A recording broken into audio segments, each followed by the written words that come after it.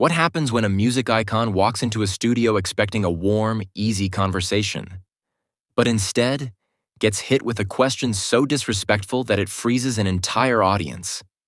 In less than 30 seconds, one single line from the host shattered the mask of daytime TV politeness and forced a legend to speak a truth no one was ready to hear.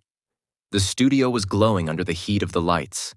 Cameras rolled, the audience clapped on cue, and the morning show cheer filled the room like sugar in the air.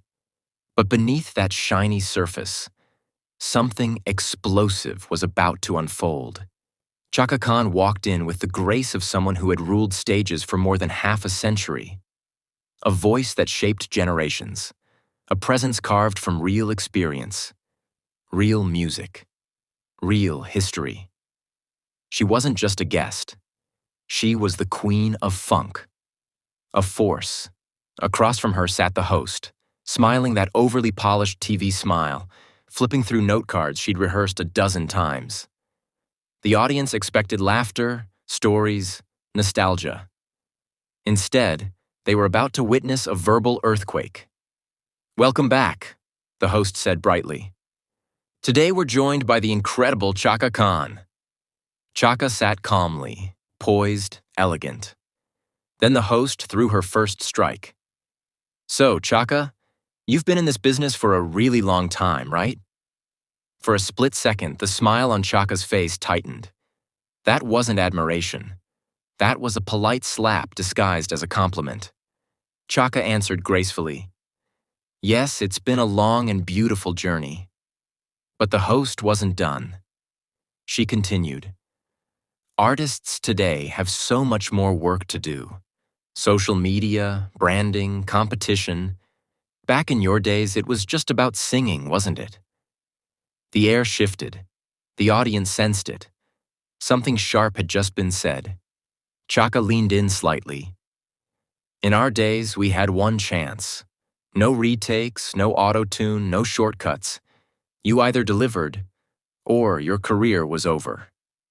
The host let out a nervous laugh. "Oh, I didn't mean that. It's just, competition is so much tougher now." Tougher now?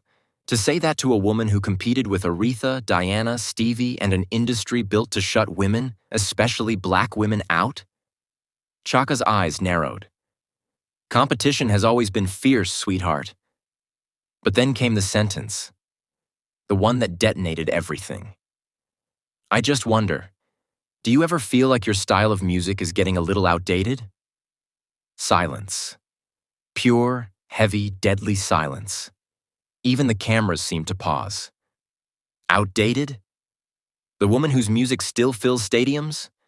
Whose songs are sampled in modern hits by artists half her age? Whose influence shaped Whitney Houston and Beyoncé? Chaka repeated slowly. Outdated? The host tried to backpedal. "I didn't mean it like that." Chaka cut her off with a calm, dangerous tone. "You think my music isn't relatable? Songs that carried people through heartbreaks, victories, life itself? You call that outdated?" The host blinked rapidly, panic rising. "I just meant the sound has evolved." Evolved? Chaka leaned forward, voice like thunder wrapped in velvet. "Honey, I was evolving before you even knew what a microphone was. I mixed genres when people said it was impossible. I sang about empowerment before it was trending. Don't lecture me about evolution." The audience held their breath. Then Chaka stood up, and the temperature in the room dropped. "You invited me here to treat me like a relic. But listen carefully. I'm not a museum piece. I'm not nostalgia. I'm not legacy. I am current. I am present. And I will not let anyone, especially a host who hasn't lived a quarter of my journey, look down on what I built." The host stared helplessly at her crew, hoping for a commercial break that never came.